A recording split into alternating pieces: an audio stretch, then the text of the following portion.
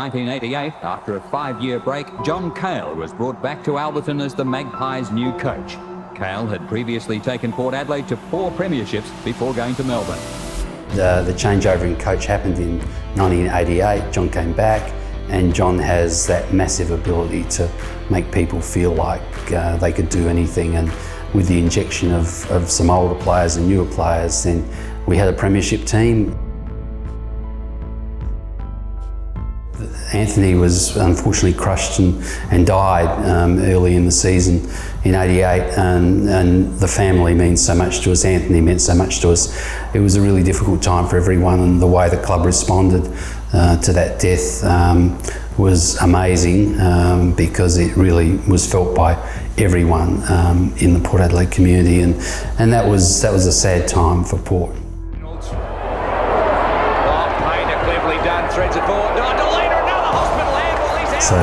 So he got 5 games, and it made it really difficult for the club, because he's our captain, our number 1 ruckman, and he can't play in the grand final unless we have 3 finals. And it ends up that we belted Nord, I think, by 10 goals in the second semi-final, and that put paid to Russell's appearance in the grand final, which gave him more energy for the following year in 1989, I'm sure, because he excelled that year.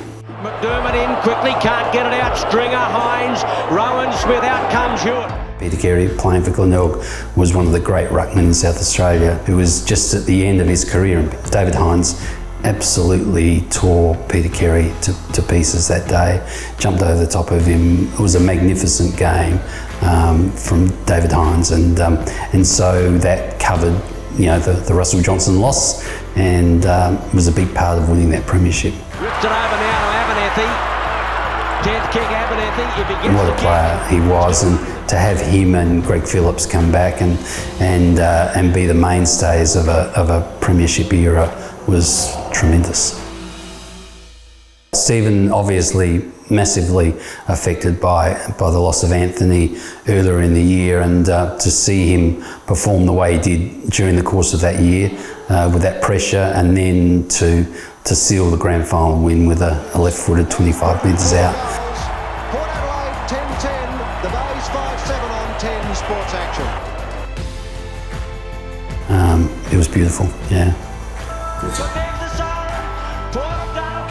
Coming off the 1988 premiership,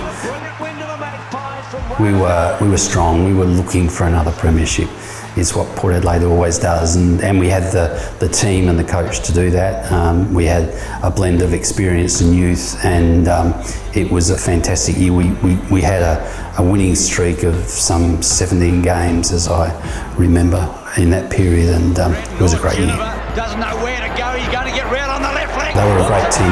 They had some really great players, star players, the Jarmans and others. But we ended up doing what we always do.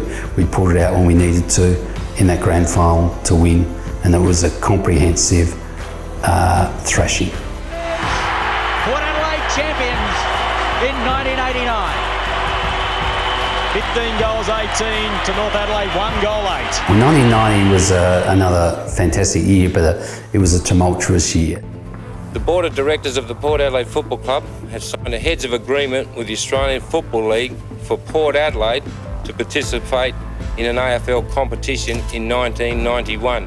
And that turned the whole of the football world in South Australia upside down. The injunction, which Glenelg now wants made permanent, stops the Port Adelaide Football Club from having any dealings with the AFL.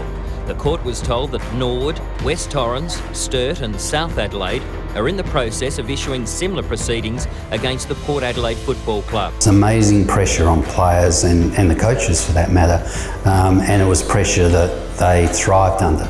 And so the performance of the team throughout the season and in that grand final against probably our most bitter rival at that time in Glenelg was fantastic to see, and leading the charge, of course, was our full forward Scott Hodges with 153 goals, and just a massive year for him. Who could believe someone could kick 153 goals in 1 year?